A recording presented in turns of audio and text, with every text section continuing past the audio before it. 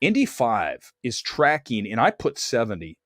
The real number is closer to 60. You guys ready to see this? This is the latest that's coming out.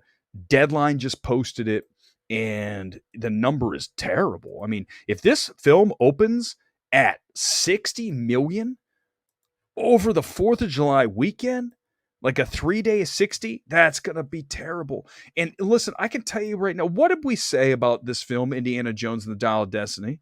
We'll just call it Indy 5.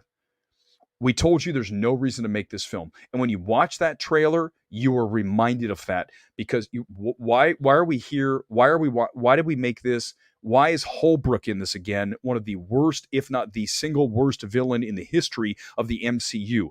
You don't even remember him as a villain, do you? Of course you don't, because it was so atrocious, so bad.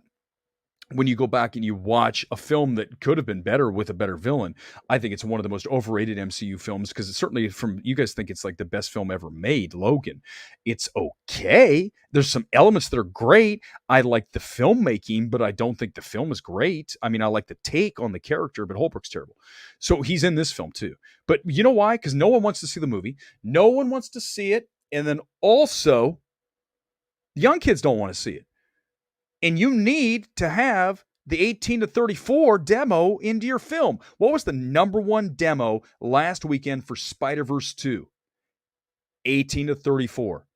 So if the 18 to 34-year-olds are not into Indiana Jones 5, then you're going to get a number at 60. If we're lucky, 70. That is a disaster for Disney.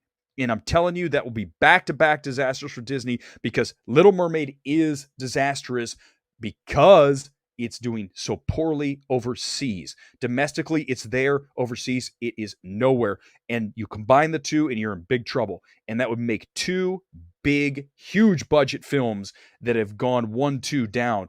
And I'm telling you now, I did a podcast a few weeks ago and they asked me, what film, it was Mike and Mike, what film is in the biggest trouble this summer? The two that I mentioned were Barbie, said it has to be really good.